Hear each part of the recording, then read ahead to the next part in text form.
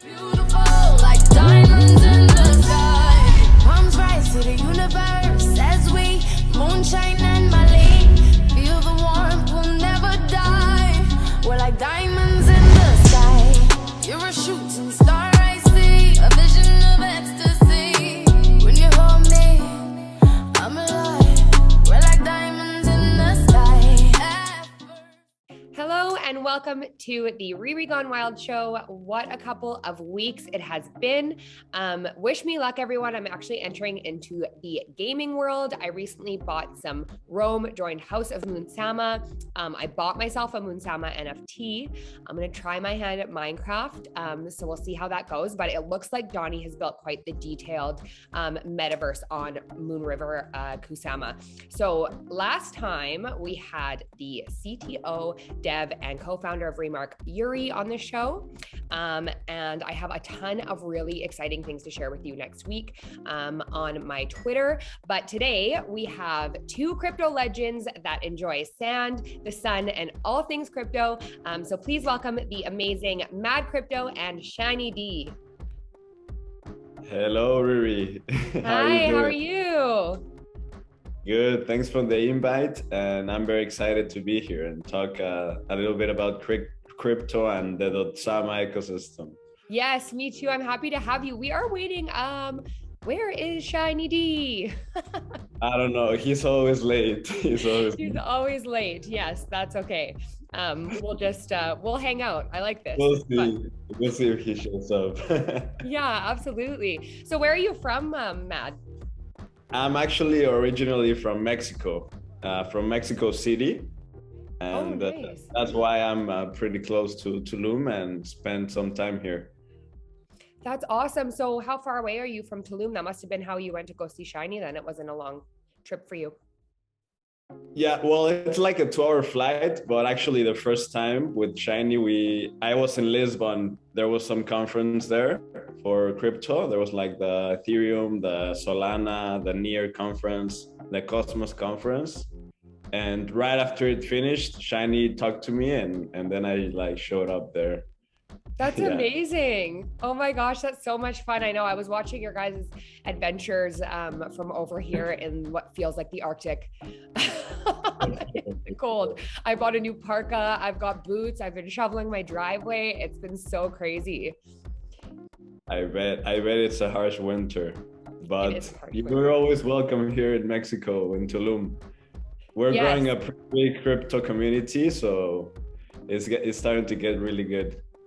Yeah, it looks like, oh, there he is. There's the infamous Shiney. Let's see him. Snake, yeah, baby. What's up?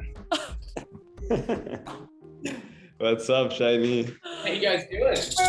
He never fails to make the best entrance ever, I think. That was the best. Wasn't the worst. I don't know. I would call it the best. That was pretty good. The goggles are getting me. My mom feels better about me living on my own if I have my helmet and my goggles. Safety first. I got you something, Riri. You got me something. Shell. Oh, I love that shell. That's really sweet. You can harness the power of the sea. I can? Like the little mermaid. The it matches my mermaid hair. I'm really into this. Very sweet. Thanks, Shiney, for the gift. Okay, so this is great. We have the whole team here. Wish me luck, everybody. I'm hanging with a couple of real Tulum legends, so this is going to be fun. I think what I really want to get started with, though, is just for the viewers, like a little bit about yourself. So I want to know, let's start with Mr. Shiney, since he just made his amazing large entrance. Can you tell us a little bit about yourself, Shiney, like how you got into crypto, about your time in Tulum, anything like that? Okay, crypto synopsis. I got into crypto in 2017, right near the top. Bought some stuff right near the top. It shit the bed on me. I was like, this stuff's a scam. This is fucked. Made some other bought some weed bought everything at the top. Wrote everything off as scams, right? And then right before the pandemic, I got a bunch of money because I was actually pole dancing in a TV show. And the TV show was about a man-made virus that kills 99.9% of the population, and we're the survivors. I get all of this money and I go, I need to invest this. Where can I invest this in? I was like, you know what? Crypto, all that stuff, it's all scams, right? I'm gonna invest it in myself. I'm gonna invest it in my company. So I bought a bunch of circus gear, spent $20,000, $30,000 on this circus gear, thinking an investment in me is a surefire investment.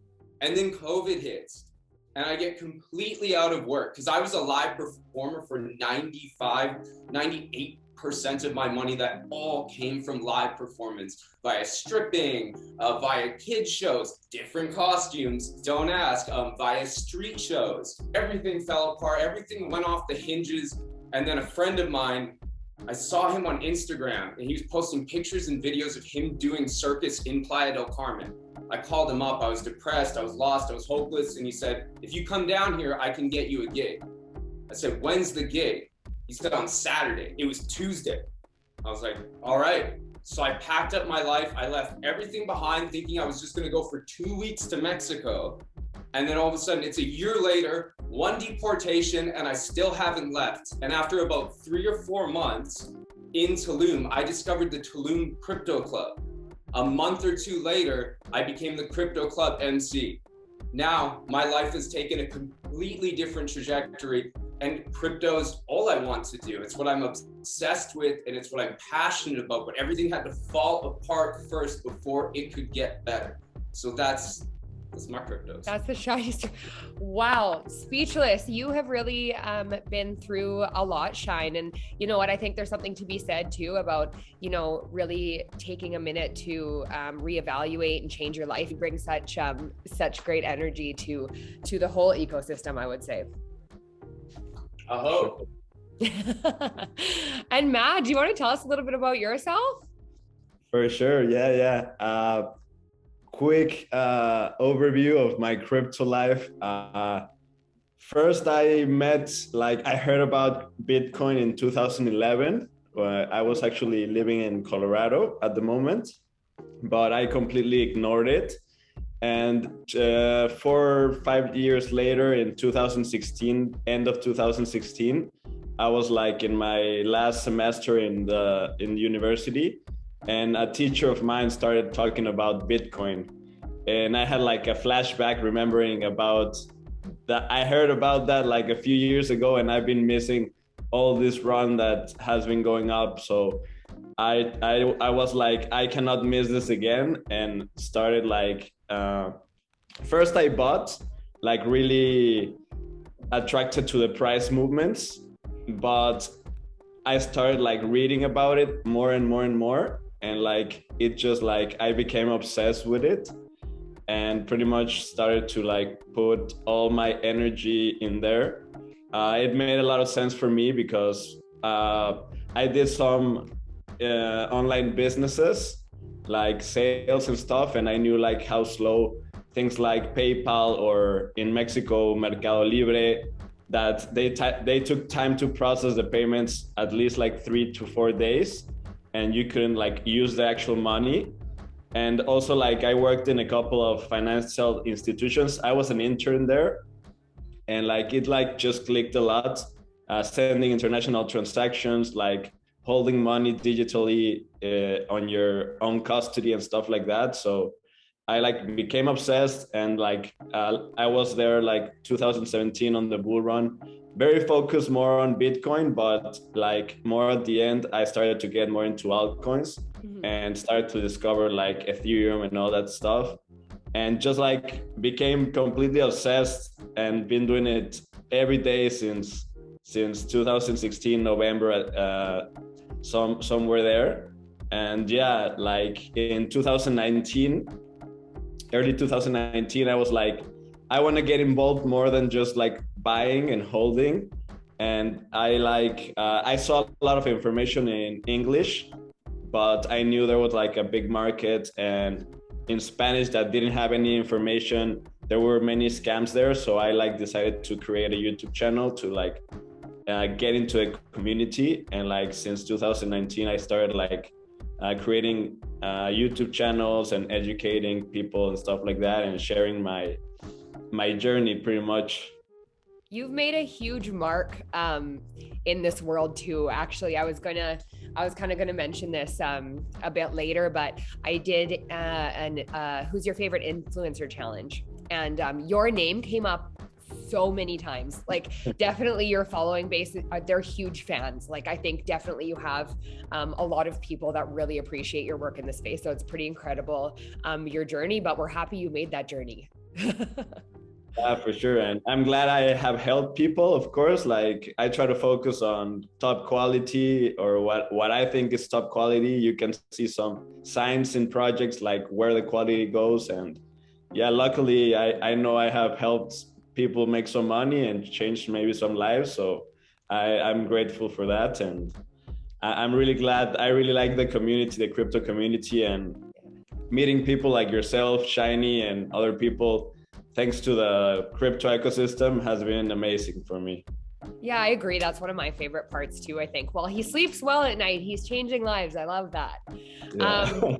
So, Matt, just really quickly, so knowing what you do now then, like after all of that, what advice, like not financial advice, but what advice would you give somebody just getting into crypto then? Like where would they start? Like, I mean, it's a pretty big topic. Well, I'm always like, my focus has been a long-term investor, focus on like value and focus on real world utility. Like a project can even like attract me even more if they have like a demo, and I can be a user and see like that side of the business, you know, like use it and actually know if I think that would be a good product for a casual, regular person. So I always say like focus long term, at least 5 to 10 years, and like focus on top quality. Don't try to make a quick buck, because there's possibility to do it, but you can also lose a lot of money. So it's better to like focus, in my thoughts, to focus on really good quality. And I see this like the next step for the internet. So it will take a little bit of time, but we are already seeing like the impact of this technology. Absolutely. Yes. Well, we get along in that sense because I've always been a kind of long-term goals type of a girl. And I mean, if you really believe in your projects and really like believe in what you're doing, and you see the tech and the future in it, it definitely, and it gives you a little bit of peace of mind too, when the market's volatile, right? Like, it's not as much of a panic type thing when you know that, you know, okay, well, I'm setting long-term goals and these projects all have amazing tech. They all have a place in the future. Adoption is possible. All this, it really helps for sure. But Shiney, I know you're a big fan of the DOT ecosystem. We all know that, into the Moon River world. Recently, you've been into Rome DAO, House of Moon Sama, done really well on your crypto journey, but not everybody is where you're at. So what are some of the biggest mistakes that you've seen people make in crypto? And tell us kind of what are some important things to look for when you're researching a certain coin? Like, what are some key points? Well, I like how you framed the question to what are some of the biggest mistakes you've seen people made, so then I don't have to admit that actually everything I'm talking about is probably going to be my own mistake that I've learned pretty hard. Thank you for phrasing it like that. One of the biggest things for me is... Would you say take profit, Shiney? I wouldn't necessarily... yeah, man, that's a huge one, is taking profit. Like, at some point, we all want to be like, I never want to sell a Moon River. I never want to sell one. Like, I don't want to sell it for 1,000. I don't want to sell it for 2,000, because, you know, 2K is fun. But at some point, you have to take care of yourself. And if you're incredibly overexposed like me, like, I have just enough money in my bank account so I don't get hit with overdraft, because there's a few things like travel insurance and stuff. Everything else is completely into crypto. And it's incredibly challenging, because when prices are going up, you're like, I'm gonna take profit at this mark. I'm gonna take profit at this mark. And you're like, well, why would I take it at 400? We're on the way to 700, right? So really having like a diligent, adamant plan. And this is one of those like, do as I say, not as I do. Because otherwise, when it starts coming down, you're gonna realize that you do need some money for rent, you do need some money for other things, and then you're gonna have to sell it when it's low, instead of if you would have stuck to your plan and taking out small amounts on the way up. So that's a huge one. Another one for me is trusting my intuition. It's like a very like, we're in Tulum, trust your intuition. But it's very true, because for me anyways, I've had very good intuition on like several projects, but then undermining myself and not trusting myself. Like Moon River, for instance, here's a like spoiler, like I bought it at $60 originally. I sold it for a quick scalp at like 70 or 80. And then I bought it again and it went down, and I put all my money, like all of it. It went down, I freaked out, it came back up, I sold it to where it was at, and then I bought in again at like 150, 170. But it's that same thing of just not trusting my intuition the first time, you know? Yeah.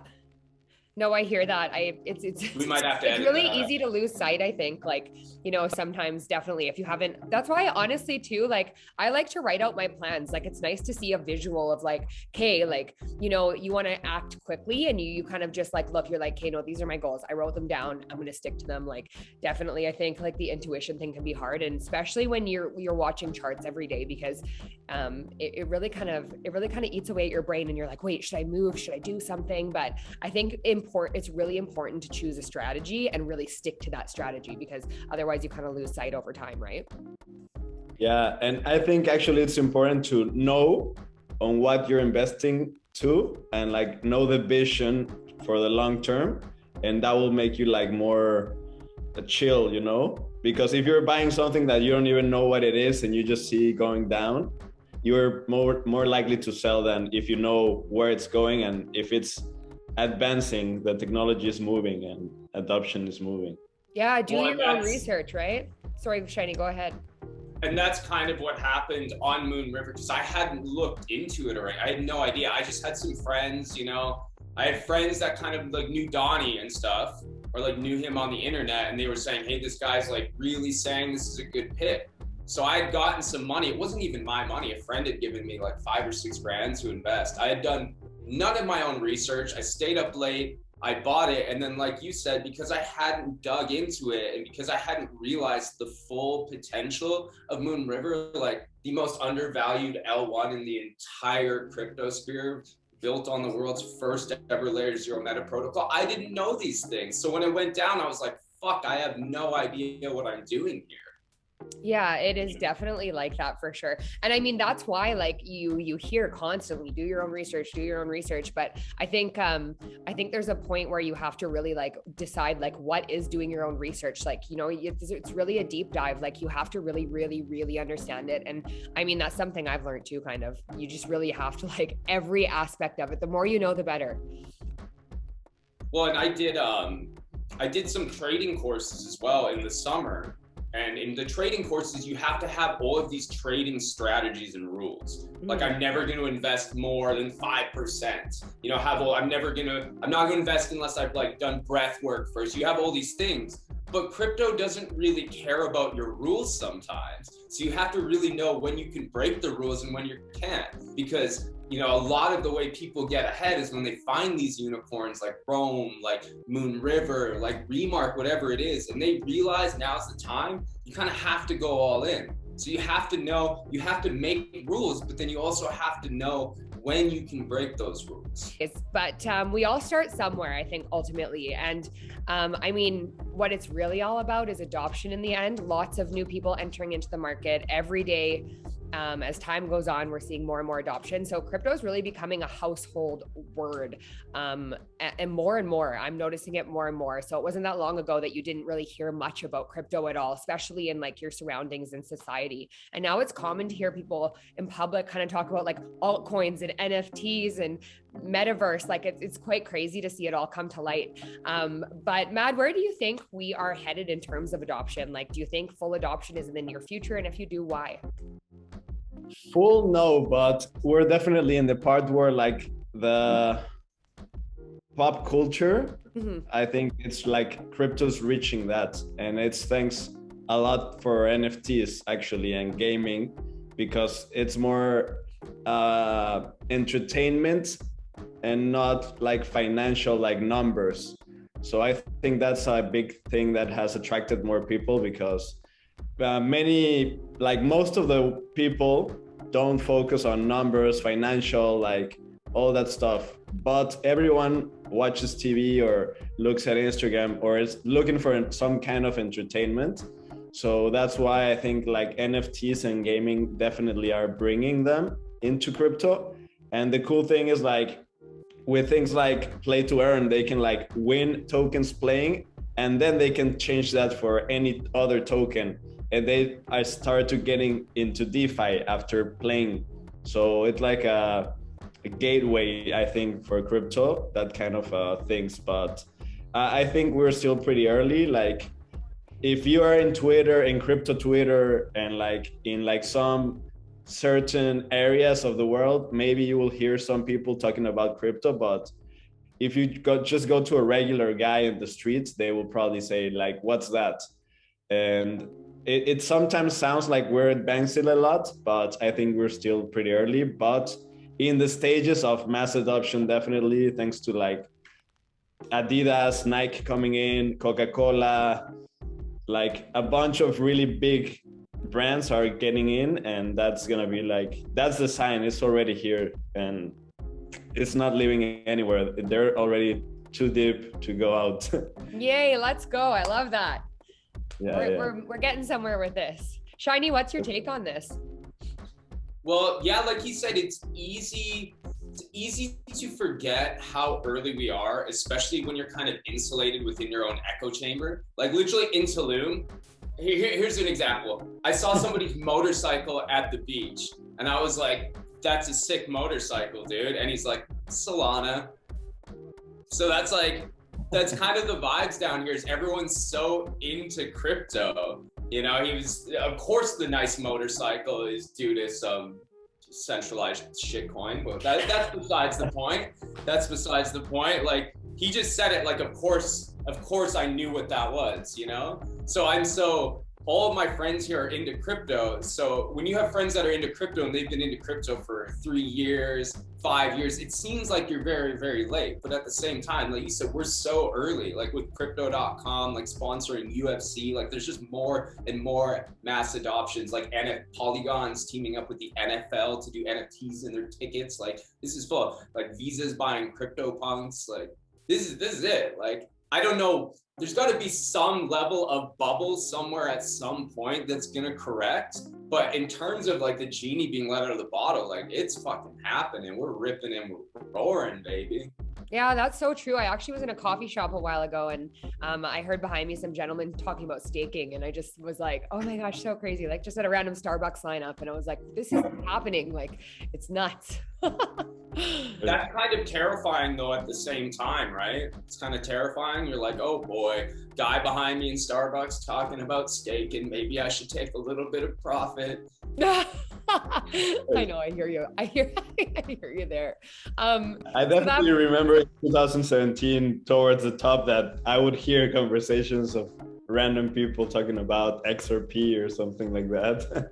Yeah, it's so bizarre when you start hearing it in public. I mean, we are all so computer focused. So like, I think, you know, we're constantly talking to people that are involved in crypto, but you know, when I leave my house, I kind of, it's like two separate worlds a little bit. And I expect that kind of, you know, it's not going to be something mentioned out there quite as much, but wow, is that ever changing fast? So that's pretty wild. But that being said, Shiney, tell us about some of your favorite projects. Like, what do you got your eye on right now?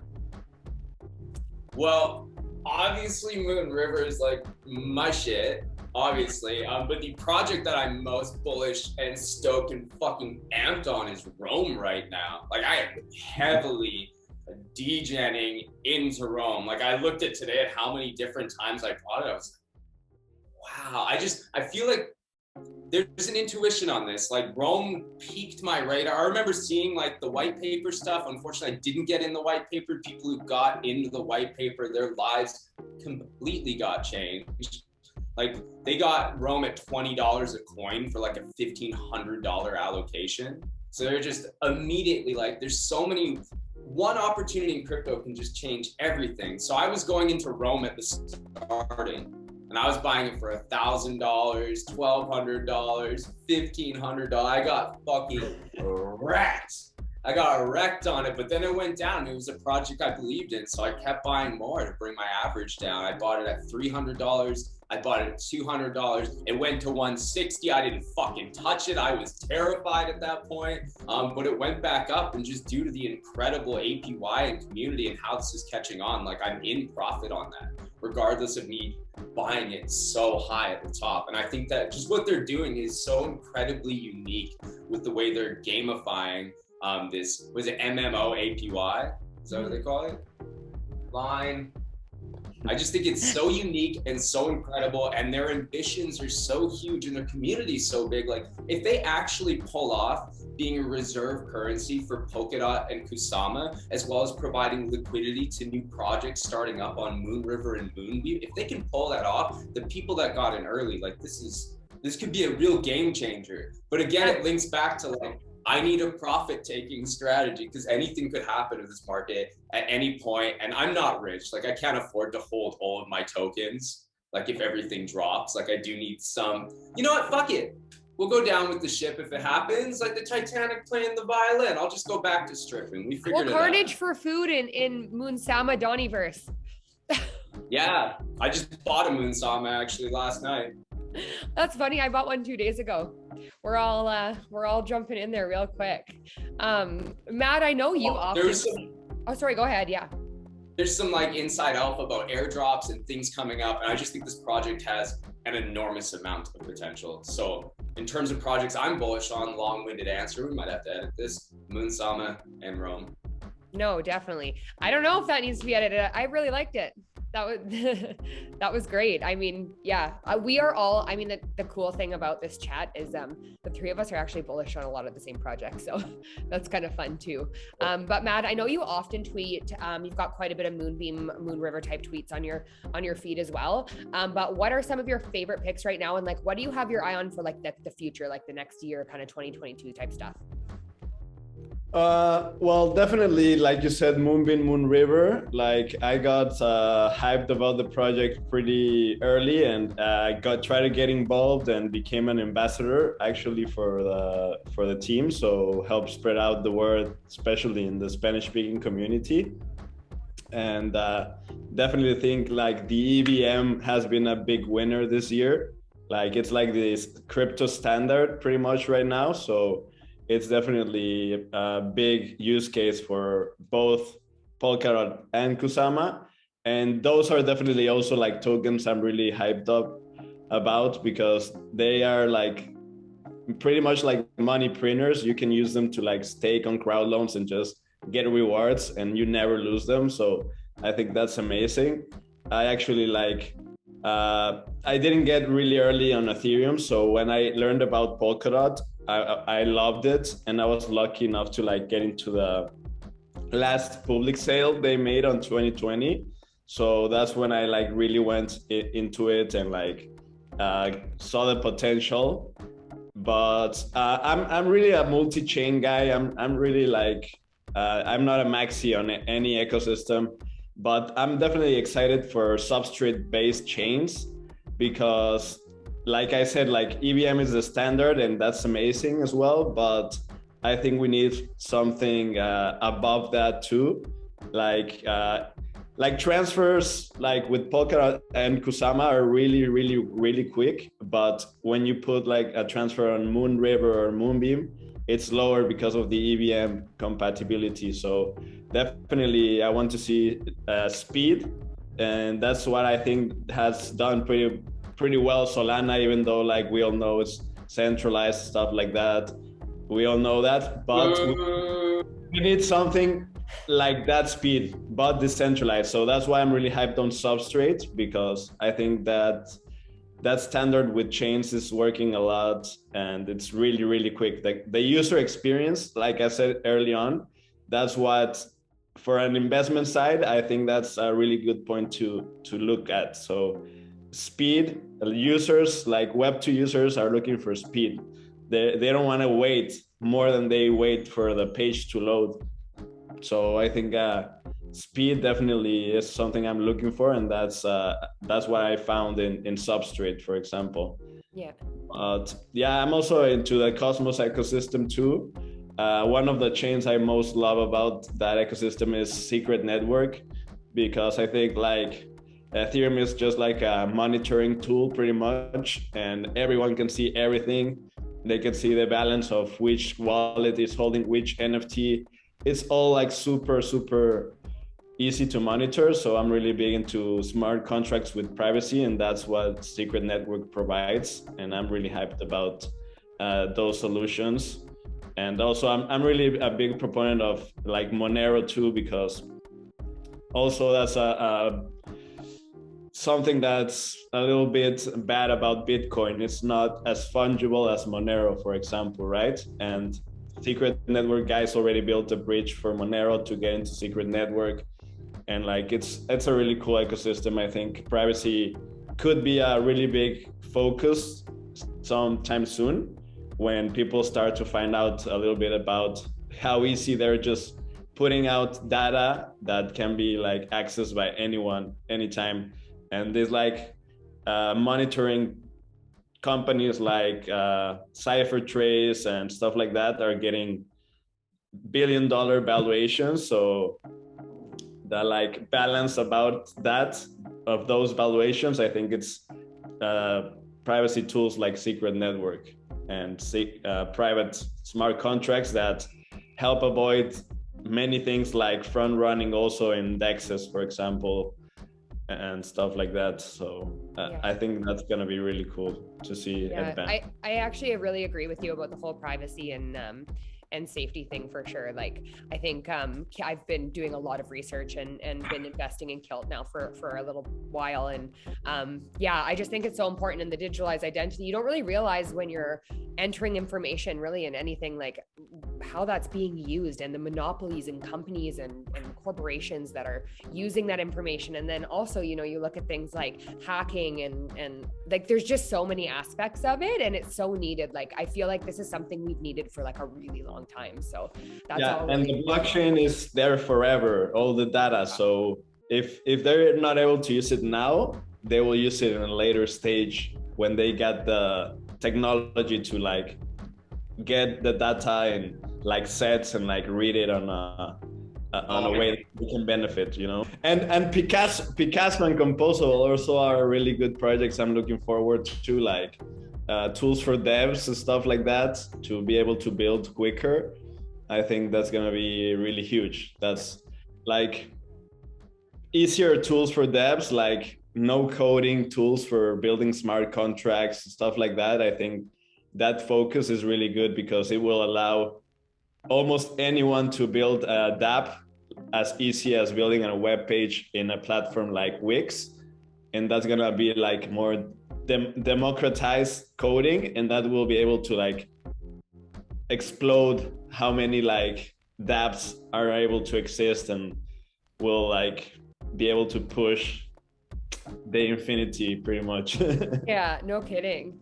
I'm actually curious to know what you guys think, like in terms of like the metaverse and stuff. Like, where do you see that in the future? Like, what does the future of metaverse look like in your mind right now? I mean, it's a lot of jumping in games and stuff like that, but where do you see that in the future?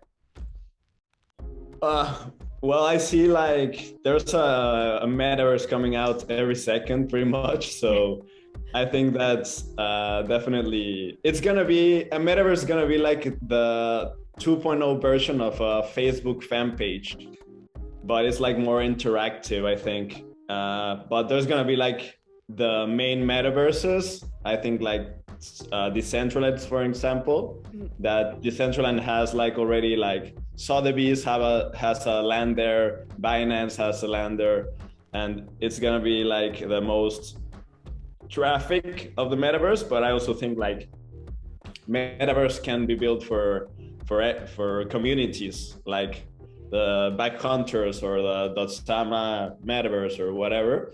So I think it's just a new way of social media, social networking, but on a more interactive place, and maybe you can earn some money playing or something. I think it's gonna be interesting to see, but there's so many metaverses now that it's just like, I see it like that way, like a Facebook fan page or something, but more interactive than but there's gonna be, of course, more premium and more low quality ones. Of course, yeah. Of course, of course. So Shiny, what do you think about that? Are you going to be a Metaverse junkie, or are you gonna? What are you Well, the Metaverse definitely isn't a bubble, if you catch what I'm saying. I think a lot of the Metaverses are just going to be disappear or be like completely worthless. Some will survive, like you said, like the blue chips, and then there's platforms like so I see Metaverses as like, there's like this beautiful way that they can kind of uplift humanity and connect people and bring people closer together, especially in this time where everyone's like very isolated. There's going to be a lot of very, very cool, innovative technology that furthers the ascension of mankind within that. And at the same time, I see it kind of being very like dystopian, Matrix X, rewind, Matrix-esque, where they're literally going to be like harvesting your pheromones. Like you're going to be hooked up to sensors and shit in the future, and you're going to play this video game, and there's literally going to be something that like when you're afraid, it's going to like take that frequency and vibration and like pump it to the Sultan of Brunei or something. Like I see it like that as well. We can edit that for the Sultan. But then I see like protocols like RMRK, which are going to bridge all of these different metaverses, and they're going to create like cross-chain items. So for instance, you could take an item out of Moon Sama and be able to bring that exact same NFT that's living on the blockchain. Because I don't know if I'm right on this, but I think a lot of metaverses actually aren't, and a lot of NFTs actually aren't, they don't solo exist, right? Right. Like if like the website of the program goes down, they're gone. So Remark's really gonna like bridge this different way where you can bring in-game items. Like imagine how useful that would be if there was like this cross-chain interoperable NFT item that you could bring from one metaverse to another metaverse. It's gonna be pretty crazy, but definitely technology hardware-wise is not there yet to like Not even close. the human into like the full experience, but it will advance with the years to come. Well, yeah, honestly, sorry, Shiny. But do you guys remember, like, I think when I was like 13 years old, I got my first cell phone, and it was like this big, and it had like a little flip with like little buttons. And like now it's just like, we're here already. Like, I don't know. It's crazy. Well, a big obstacle is just as we transition from Web 2.0 to Web 3.0, there's like bandwidth, for instance, is a big problem. And these new crypto companies and these new Web 3.0 companies like Kilt with Digital ID or Theta for decentralizing bandwidth. Because right now, even if we had the capability to broadcast this HDVR, we just can't because of the bandwidth. There's not fast enough servers the way things are traditionally stored and centralized. So as more projects like Theta come up and solve these problems that we have right now, it's going to happen really fucking fast. Yeah, totally. Definitely some stuff to work through, but it does, like, I mean, the progression is just, it's insane. Like technology, everything's tech right now, right? Like everybody's really into it, and it's growing so fast. So anyways, I'm working on my tech skills. I'm working on my gaming skills. So I don't want to be late to the metaverse. I want to be early. So I'm going to try my hand at Minecraft this week. So wish me luck with that. Yeah, it looks a lot of fun. And that, I think that's key for games to evolve, is they have to be more fun than Axie right now. Like it's really cool, but it's not fun enough for me actually to play just for fun. And it's more attractive because of the earning. But for it to be sustainable, it has to be more fun than attractive on an economic level, I think. Yeah, definitely. I mean, that is the attraction ultimately, is you want to do it because it's fun. So it has to be attractive that way for sure. But the earning part is also a perk for sure. And I think that's what brings kind of the other people involved, is like, if you can, anything where you can kind of earn or build your portfolio or anything like that kind of makes a lot more sense. But for everybody else and for the greater population, what attracts them is that it's a game, right? That it's fun. So yeah, I'm interested to see where it goes. But I want some tea on Tulum. I want Tulum tea. Matt, how did you meet Shiney? Tell us about how you guys linked up there. For sure. It's pretty interesting. Like I follow like the moonriver.sama community, and like I started seeing like Shiney's videos on Tulum, and I come here often, and since I live in Mexico, so I was like, oh, I want to go sometime to go meet Shiney because he looks like a nice, friendly guy, funny guy, talks crypto. So it was really interesting because, like I told you earlier, I was in Portugal, and actually, like when all the conferences finished, the Shiny D like sent me a DM on Twitter, and he was like, "Hey, we're gonna do a Moon River party on Tulum. Do you want to support us in any way? Do you want to come talk or whatever?" And I was like, "For sure, I'm gonna go actually there and just help you out, guys, in whichever way I can, because I wanted to go for a while, and since it was like about Moon River, I was double down to go. So pretty much bought my flight. Like I was gonna go back, but I didn't have any ticket or anything. And then he told me it's Saturday, and just bought my ticket and head there. And yeah, met Shiny and been bros ever since. I love that. Shiny slid in the DMs. Yeah, I yeah. did. So I kind of want to like chill while I'm chilling, you know? Yeah. Kind of want to, yo, woo. Wow, tone down the enthusiasm, guys. Jesus.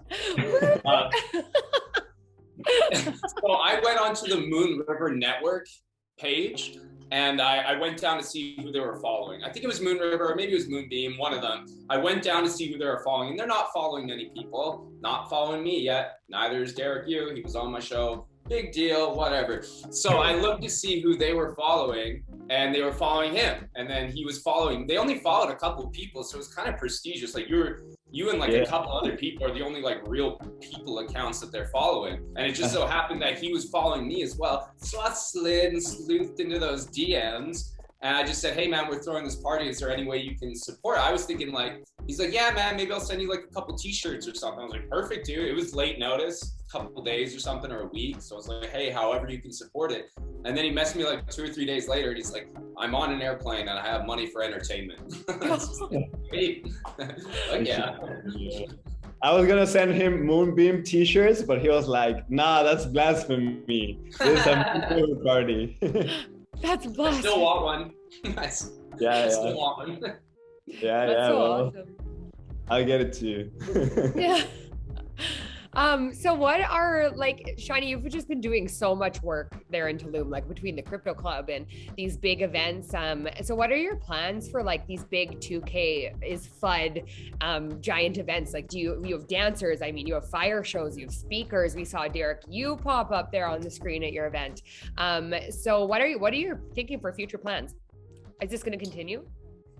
Yeah, I wanted, so the first one, like, that actually wasn't my idea or anything. That was shout outs to Mayhem Nodes. They actually they approached me and they said, "Hey, we would like to throw a Moon River party in support for our community and our nodes." I was like, "Fuck yeah." It's like, "When do you want to do it?" And they're like, 1 week. I'm like, all right, sounds good. So we threw it all together in 1 week. And funny you should ask, me and Matt have actually been talking about throwing another event potentially at the end of the month. My birthday's on the 27th, maybe we do it on the 26th. And we were gonna ask the Polkadot and Kusama treasuries potentially put together a proposal and have kind of like a KSM full day of different workshops, featured projects. I've talked to the Moonbeam team, they've expressed interest. Bruno told me was he Croatian or Serbian? Croatian, right? He said that Tulum means to party in his language. So I think we can get him. Yeah. So I think we can get him down here. But yeah, we're thinking more of the same about doing these kind of community-focused events where Tulum is the best place in the entire world right now. Didn't used to be, is now. It is what it is. So having an outlet and a network that people that if they want to take time from, I know the Moon River team, they're in like Boston or something. It's probably cold as shit there. So if people want to come down, take a vacation down here, we can also kind of inform people, like on our Moon River, when we inform people of what the network's doing, the fundamentals, help them set up a MetaMask wallet, and we'd like to do more things along the same lines with Polkadot and Kusama, where we bring people into the community or attract people that are already avid supporters of the community, and we educate people on the best ecosystem in the entire world. Yeah, that's yeah, for sure. Like Shiny said, like actually like teach them and do like workshops where they set up the MetaMask or they do the polka dot jazz. Maybe show them how to mint NFT on Singular, or like just show people what is the use case and show them how you use it. And I think, yeah, like Shiney said, I'm impressed by what he has done in the months that he has been already here in Tulum. Like he also does a comedy club. You organize that, right, Shiney? And I'm impressed because it happens every Tuesday and it's always full. And I'm impressed because like he is a foreign that he just arrived here and started like organizing people, and the community has responded in a pretty cool way, I think. That's wicked. I feel like I should have been a cult leader, and I've really wasted my talents on these artistic events. Like I really should have just a lot of naked people on a farm somewhere, like drinking psychedelic honey on sheepskins. Like I really. You know what is funny? Like I actually wonder like if you could make a movie out of Shiney's mind, like what it would look like. You know? I'm waiting for my mother to die to release the book. Yeah, you're like, don't want her to story. You know the name of the book / movie? There's some things a mother shouldn't know. That's the name. I like that name. I agree with that. She came up with it. Sounds like a bestseller book. Yeah, that's going to be in the Oprah Winfrey Book Club for sure. Also, just waiting for the statute of limitation on some of the events to expire. Yeah, totally. Let it fly by first. So, well, I would imagine that most of Tulum probably knows who Shiney D is. Is this true?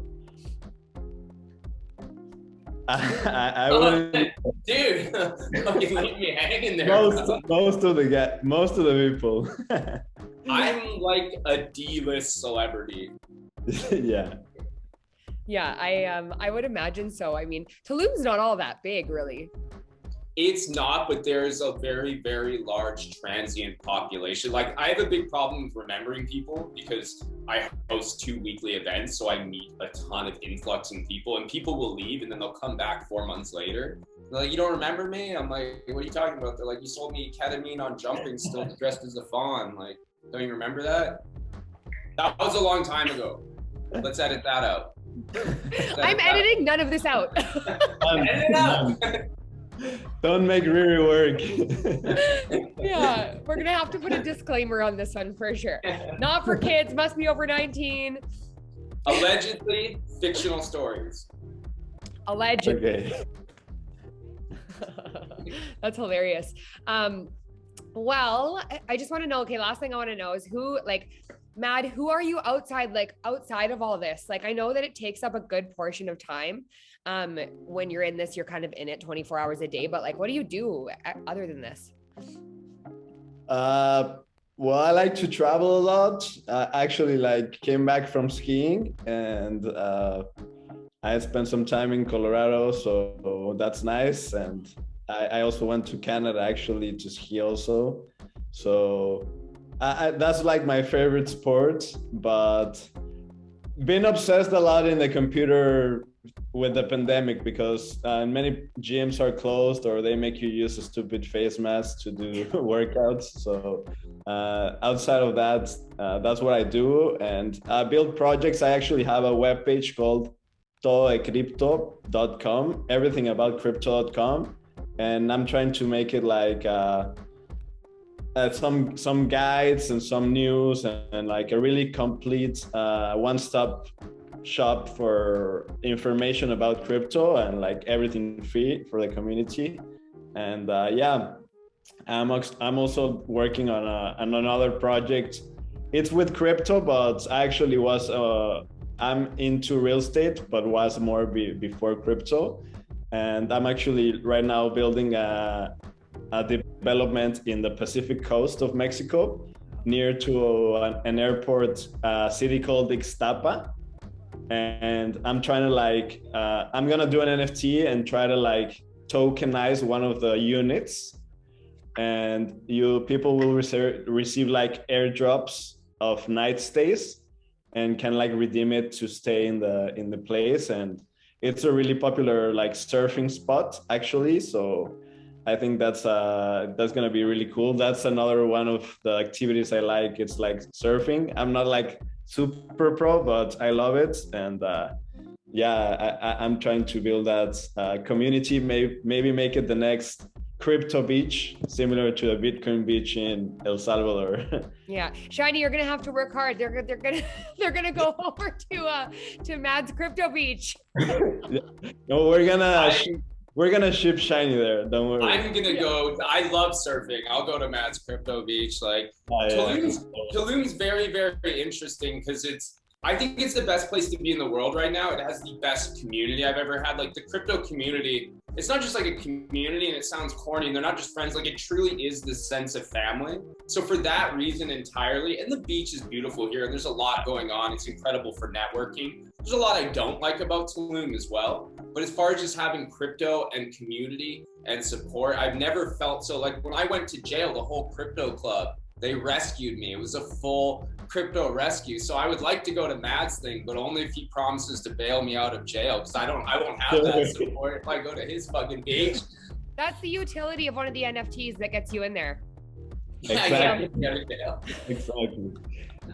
You get personal security to follow you around and not get deported. Yeah.